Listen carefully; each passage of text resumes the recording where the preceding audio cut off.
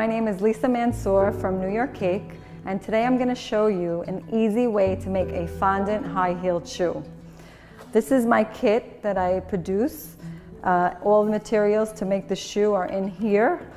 We have a heel mold made out of silicone that you could put chocolate modeling paste, fondant, or even isomalt in. We have a drying rack, and we also have some instructions and all the patterns to make a shoe, whether it be open toe, an open toe shoe, a closed toe shoe, one side strap. There's different options, and I'll show you how to do it. The first thing we do is actually make the heel. The reason why I do this first, because I prefer to dry it at least overnight, so it's nice and dry when we start to put together our shoe. So I have a piece of fondant that I actually kneaded a little bit. You have to always knead your fondant a little bit before we put it in the mold.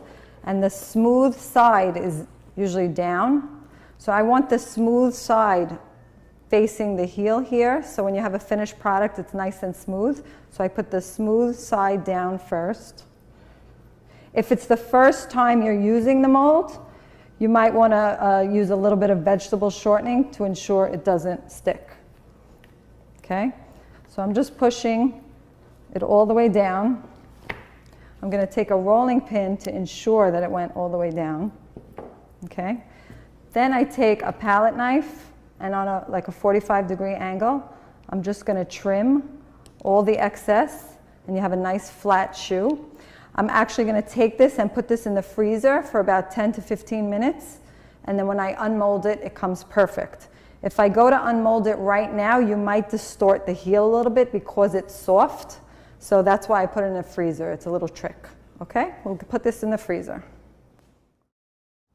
So right out of the freezer, I'm going to face it upside down, and I'm going to unmold it. And it comes right out. Okay? The next step is to make sure that it matches the drying rack. The idea is to have it the same height. This one is slightly shorter, so what we're going to do is actually elongate the heel a little bit, just so it matches the height of the heel. Okay, it has to match, otherwise you might have a step effect, and we don't want to have that. We want to have it totally even. So I'm elongating it a little bit, and I'm seeing if it matches up, and it does. That's a perfect match, okay? Now you let this dry overnight or 2 days if you have the time. You could leave it on a board. You could dust a little cornstarch here so it doesn't stick. And then you're ready for the next step. Now I'm ready to start my shoe.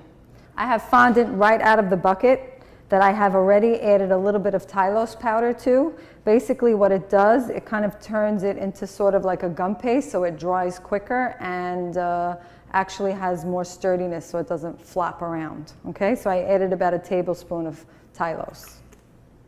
Now I'm going to take a rolling pin and roll out my fondant because I'm going to cut out the sole. Okay, I have about a nice length. I put my pattern. I take a pizza wheel or an X-Acto knife, and I'm just going to follow the pattern to cut out my sole.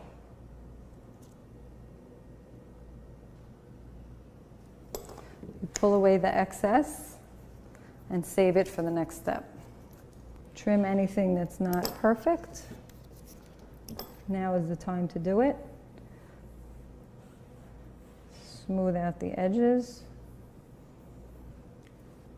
Now if you wanted a more rounded toe, you could cut it round, you could keep it pointy, that's up to you. It's just a pattern, and you could take it from here and modify easily. Okay, now I'm going to lift it up.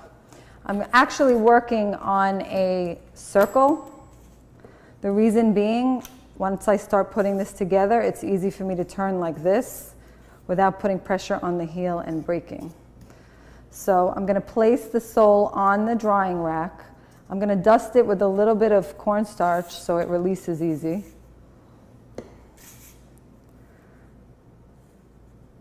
Okay. Now I have a heel that's already dried. I'm actually using piping gel as glue.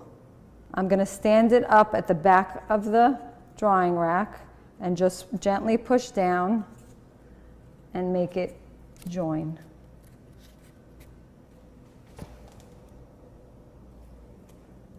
So this is step one. Now we're going to do an inner sole. I'm going to cut it out of white. So I have my white fondant that I'm going to roll out.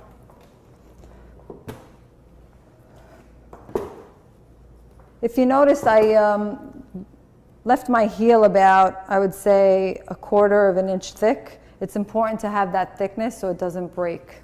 The sole, the inner sole part doesn't have to be that thick because it's just a decoration. And I'm going to follow the sole again, just as a pattern. And I didn't add Tylose to this because, again, it's just a decoration and I don't need it to be stiff or not. So I'm just peeling away the excess. And now I'm actually going to cut again, but it has to be smaller because the sole is much smaller in the shoe. So I'm going to go around and take off a little more. And generally it's straight across.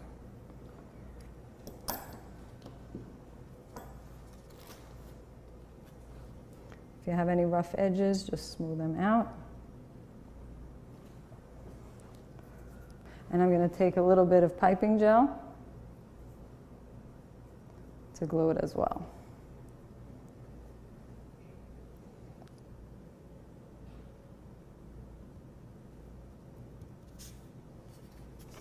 Okay. So that's step two. Now it's up to you to decide what kind of shoe you would like. We have open toe, we have closed toe, we have a side strap. I'm going to do a back heel and an open toe front.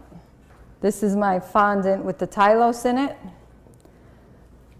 Again, the reason I have the Tylose is because I want it to hold and not flop over.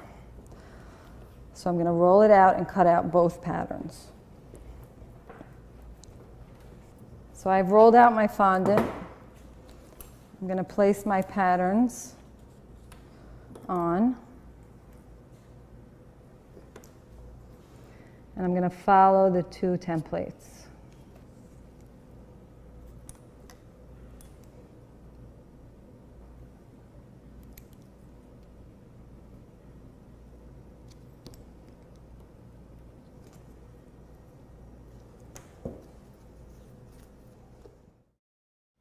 Okay, I have my back heel pattern.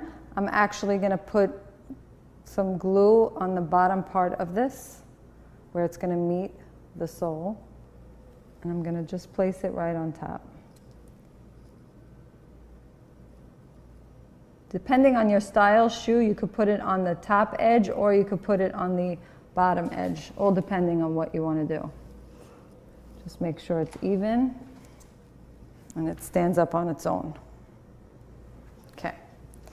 If it's flopping over, you either need more Tylose or it's too thin. This is my open toe. I'm actually going to put it on the outside edge, so I'm going to put some glue here.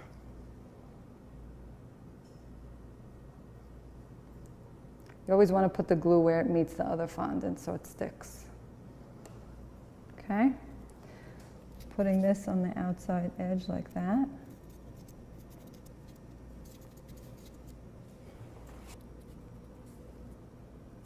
Now if it's flopping a little in one area, which it's not in this case, but if it does, you could stuff a little paper towel, I like plastic, or saran wrap to hold it, and then you take it out when it's dry.